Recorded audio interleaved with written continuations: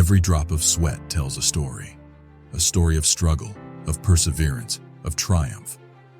It starts with a single step, a leap of faith into the unknown, a journey that begins not on the road, but within. It's a battle, not against others, but against the self, a test of limits, a push against boundaries.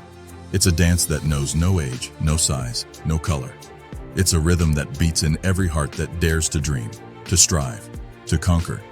From the sprint of the runner to the punch of the boxer, from the flow of the dancer to the flow of the yogi, we create our art in exertion.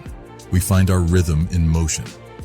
And as the day fades into twilight, we pause, not to rest, but to reflect. For in the pursuit of health, we discover vitality.